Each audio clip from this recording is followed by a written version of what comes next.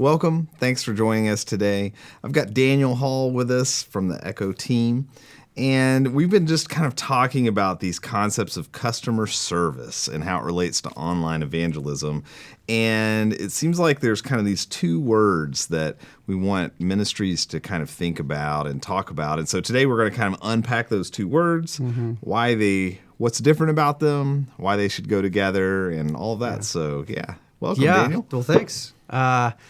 So we've already talked about not reinventing the wheel for ministry and how there's some parallels between some business speak and ministry speak words, terminology.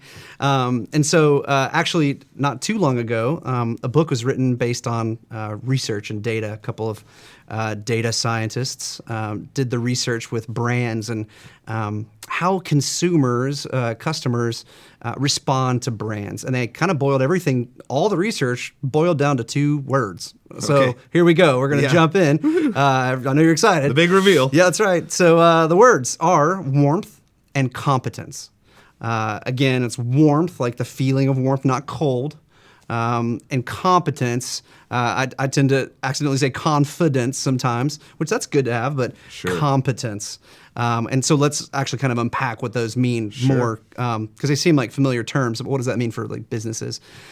So the idea of warmth, typically coffee shops are kind of can be. Sometimes the hipster thing isn't as warm, but the idea of warmth where they're kind, it's a friendly and inviting place, good-natured. So with warm brands that are seen as warm, the customers feel like they have the best interest, my best interests in mind. Like that's what they're shooting for. You keep saying feel. So warmth is a feeling, right? It's not exactly something that you can just like diagram out. That's right. It's a feeling of I'm being cared for. Yeah, absolutely. I'm important. Yes, customer-centric probably would be another way to say this. They're looking out for me, and really warmth all boils down to intentions. What is this company intending? Are they looking out for themselves, looking out for me? That's kind of like the spectrum of warmth. Right. And of course, the opposite of warmth would be cold, right? So like you don't want to be seen as cold. And we use that like, how did that person respond? Well, they were kind of cold. Right. So we understand this feeling of warmth and cold, warm and cold. And we'll say, I know we have an audience from all over the world, but in the United States, we'll talk about giving somebody the cold shoulder. Yeah, right. Yeah. So, right. Where it's typically you're not given the time of day. It's kind of you're shunned or whatever. So yeah, absolutely. So that's warmth. That's a lot on warmth. The other side being competence, and I think the embodiment of competence is Steve Jobs, right? So this man, this visionary, takes the stage. Highly competent, seen as highly competent in his company, Apple, being this new standard of competent design and technology. So very efficient. Some of these words: capable, very capable, knowledgeable, having confidence, an air and appearance that they have this high ability, this high caliber. Right. And really, it all boiling down like where warmth was intentions, competence is measured in this feeling. There's probably some feeling there, but ability. That's kind of the key is the ability. Are they able to do what they say they're going to do? Right. And then I think like we did with warmth and cold, the opposite of competence would be simply incompetence. Right. Which is totally different than incontinence, which is totally different. We won't go there, but I'm glad you brought that up. Sometimes I get those or confused. Incompetence, right. So warmth, we've just unpacked all of warmth and competence. But what's really cool is these researchers, and I'll kind of explain where to get this in further detail, what book you can pick up for yourself. But they laid out all the different kind of behaviors and emotions that these varying combinations of warmth and competence what they evoke from the customer. So I've got a chart I want to show everybody. Everybody loves a good chart. Yeah, we love the simple chart. And this is actually kind of an equation. We have warmth and competence put together, or cold and competent, warmth but incompetent, and then the worst, cold and incompetent, and the emotions and behaviors. We could spend a lot of time here. I'm going to rattle off some of these really quickly. But what we're really aiming for, the cream of the crop, is to be warm and competent to a consumer, because that evokes emotions of admiration, proud to be a part of this organization or Right. brand, and then the behaviors that you get from a customer, a potential customer, are attraction and loyalty to the brand. So if you think about brands that you interact with a lot, I would imagine that you probably feel a warmth and understanding Right.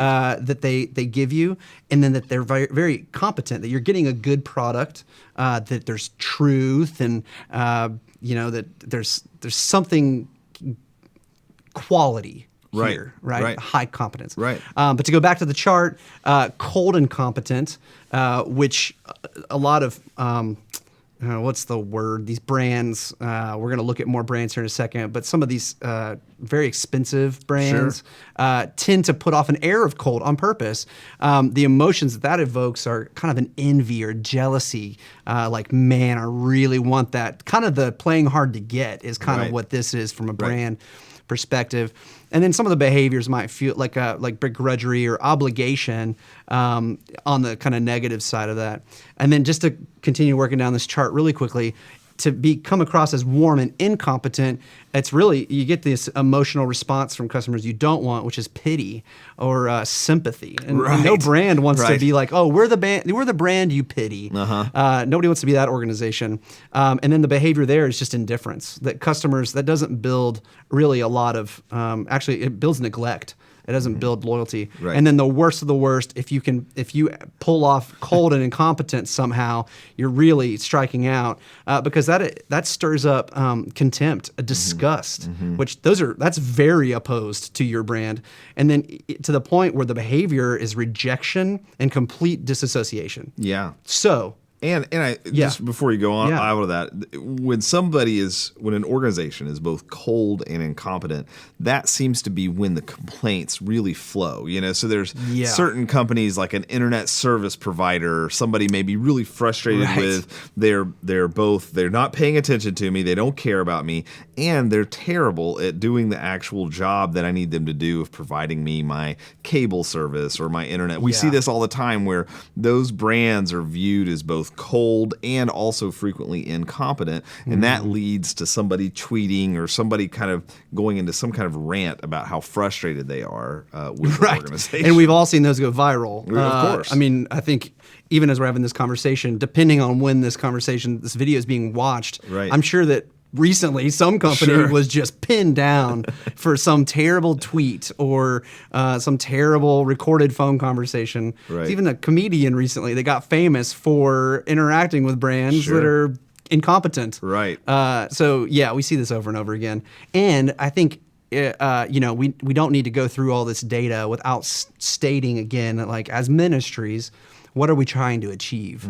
We want to come across as a warm, understanding, good intentioned, and competent, caring, and competent in that we know what we're talking about. This isn't just a whimsical, like, we know this as truth, right? With a capital T. Yes, and I think that's a big deal because on online evangelism especially, you bring a lot of skeptical people that are even harder at testing, like, hey, do you actually know why you believe what you believe? Because they've been researching it, and they're not afraid to just come really at you very directly. So yeah, it's a big deal that they have both the warmth and the competence. Yes. Yeah.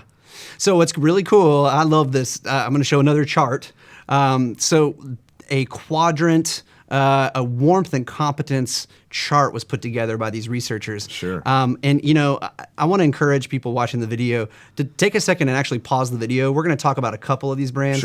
But this is a really great place to pause the video and kind of look for a familiar brand and then consider why you think that they ended up in what quadrant they did. So, and it may take a second also to kind of break down this exactly really well, but I want to point out that this research was done shortly after the time of the BP oil spill in the Gulf of Mexico. So that as a time frame, you can see on the chart that BP was striking out here. At this time, it was a PR nightmare. They did not handle this well or fast. It was weeks of oil just coming out of the ground in the ocean. Right. So they were marked on this chart at the time of these surveys and research as very cold and incompetent. I think they've rebounded pretty significantly from that. But Sure. the time of the research, and you're looking at cigarette companies with all the research that we know that the harm cigarettes do.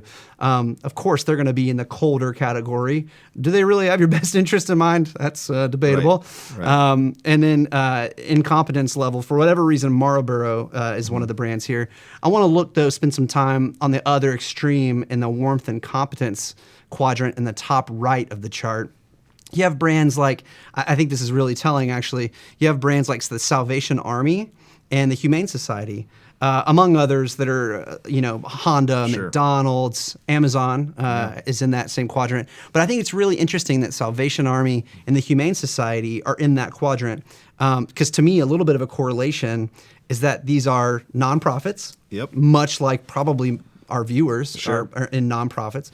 And they're not necessarily ministries per se, even though I think Salvation Army is probably in the ministry catalog. Sure, it is. Yeah. But Humane Society, Yeah. right? It's a kind of a ministry to pets, I guess. But really, it's about intentions, right? So they're seen as they want the better good. Right. They want the greater good, I guess is the right way to say that. They're looking out for me. They're looking out for my common man. Looking out for my pets, and that they do a really good job of it. I'm Right. at least very aware Sure. that Salvation Army is doing a lot. I see them on television and doing stuff in our city. So I just think it's really interesting that the nonprofits, it almost seems like they kind of have an upper hand, at least that people are assuming that most nonprofits are wanting to do good. And, if you establish yourself as competent, then I think it'll go a long way for nonprofits. Oh, totally. And then just to name a couple more brands that are on the chart, just in each quadrant, if you look at Rolex or Rolls-Royce, it's kind of that playing hard to get, Right. the more cold but highly competent. Right. You're willing to spend a lot of money, and man, do you want that nice watch or Right. that nice car. And it's expertly made. Just every highly detail. made. That's right. And then it's kind of funny, but the warm but incompetent, like these brands like USPS, like the poor post guy, he's just doing his best, right? But they're not always. My guy doesn't get my mail on my porch every time, Sure. or something. Yeah. And then public transport, which is kind of like the bus driver may be nice, but they're often late. Right. So kind of this air of incompetence or something. Yeah. So it's just interesting to look at this chart. Again, I would suggest pausing the video, and I think this is a really interesting kind of tool to use for your own nonprofit, your Right. own ministry. Right. Plot yourself. Plot yourself. Where are you? Where would you be on this? And why? I think asking the why question with this is super important. Like, have a very honest conversation. If the people that interact with our ministry, if they were to say, are they more warm or cold? Be honest with yourself. Right. Where would you end up? And then competent, incompetent. Plot yourself. I think that'd be a huge, very powerful exercise for ministries Right. That's awesome. to do. That's great. And it would be terrible of us to not give credit where credit's due. This is all found in the book, The Human Brand, by researchers Chris Malone and Susan Fiske. And they did a great job in this book, laying it out. As you can see, I took all this from this book, these researchers. Again, we don't want to reinvent the wheel and not claim any of this research, Right. but also share like the resources are out there Sure. to take a look at something like this. Yeah. This is all public. But I think the real power in this from the online evangelism perspective is to ask the question, how would Jesus do online ministry? Like the old, we all wore the bracelets in the 90s, right? WWJD. I think I still have a couple at home that haven't been thrown away. But yeah, WWJD as far as online ministry, online evangelism. And I think it would not be difficult for us, and I'm not some Bible scholar, but for us to find examples of Jesus doing ministry in ways that would be plotted out as warm and competent. Right. I think he's probably the best example, right? Right. He's God. Right. So why would he Right. not be the best example Right. for something like this? Right. But just to breeze over a couple of the examples and how he handled the Samaritan woman. Again, I'm not going to try to step into the role of pastor here Sure. and unpack this complicated relationship of Samaritans, Right. but someone that people like Jesus in his class would not have necessarily reached out to someone, but reaches out with warmth and is able, and it is supernatural in how he does it because he's God, but is able to be highly competent in her situation. So, gosh, what a great example. The woman at the well, the Samaritan woman, and how he approaches her with warmth. But is also highly competent in his understanding of her situation, and really how he empathizes with her and handles that situation. And again, we could go, I mean, I think that Jesus is probably the best. You know, it is complicated, though, is when, he expresses a righteous anger and flips a table over. So how do we reconcile that on our chart? Our chart, I don't know. We could have a whole conversation around that probably. I would say there's high competence in that moment. But was it warm? Was he acting in a way that could have been a little cold for a purpose? So it's fun to look at, to kind of lay the template down on the stories that we have of Jesus and how he interacted with people. So that's just a fun exercise as well. But I think, WWJD in this situation, how would, and now also looking at modern day versions of how we have seen Christians reaching out in ways that weren't necessarily the way Jesus in Warmth and Competence. And, there's a few images I'll show that wouldn't be foreign to anyone, I think, watching this, of the street preacher style with the bullhorn, this loud, these signs that are offensive, to say the least, of hell is awaiting you, and this, yelling into microphones that, Jesus is Lord. But, it's ironic. I don't even want to say it's funny. It's ironic because to have Jesus is Lord, painted across a sign and yet be screaming at somebody about the very man who exercised this man God, who exercised warmth and competence with even the person in the situation we just talked about, that really it could have been very easy for him to be cold towards. He was warm and competent towards. Absolutely, yeah. So I think it's powerful to kind of look at, we don't want to be like the street preachers. We want to be little Christs in our Christianness. We want to be Christ-like. So to look at Jesus as an example of that. Are we being like Jesus? Are we being more like the street preachers that we've seen? And I would encourage people to lean towards Jesus, right? Even when it seems like it may be the easy answer to get angry and to yell, in a sense, digitally yell. I guess that's all caps. Multiple exclamation points too. And I think the Bible backs us up, obviously, in this. I have the verse, 2 Corinthians 5:20, that says, "We are therefore Christ's ambassadors, as though God were making his appeal through us," because he is. "We implore you on Christ's behalf, be reconciled to God." But this idea of being Christ's ambassador, or as a kid, I was a part of a little group called the Royal Ambassadors, which was, I wrestled with understanding what that meant. But man, now in this perspective, this context, to be a royal ambassador, to be Christ's ambassador, his representative, his customer representative. That's right. I was going to say, that's what we call as the customer service representative, right? Absolutely. We're representing. Yeah, the brand. You're representing the brand. You are the brand in a sense. So to be Christ's customer service representative, I think is really the key here. And there's an old saying, and it's attributed to several different people, but regardless, they don't care what you know until they know that you care. It's kind of become cliche because I think most everybody's heard it. If you haven't heard this for the first time, this is your first time to hear it. I'm glad to introduce you to it because I think it proves itself over and over again. It's one of those cliches that's a cliche because it's true. It's just true. Right. So as we're talking to people online about Jesus, as we're being royal ambassadors of Christ, we have to let people know that we care through our warmth. And show that we have a level of understanding and our competence towards them and how we're able to handle their unique circumstances.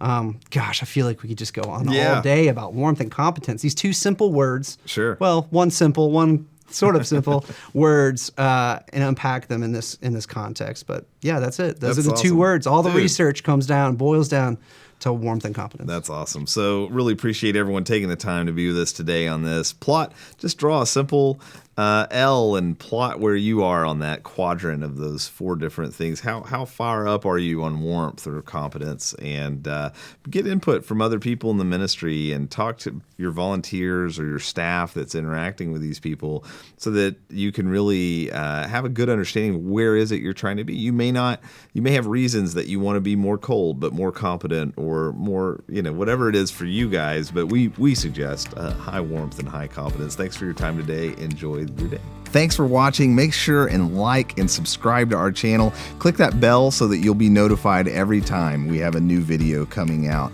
And I wanted to make you aware that we have some incredibly awesome resources totally free for you, whether you are or are not an Echo customer. Just go to echoglobal.org/resources and you can look at all of them totally free. echoglobal.org/resources. Like seriously, like now is a great time to go. echoglobal.org/resources.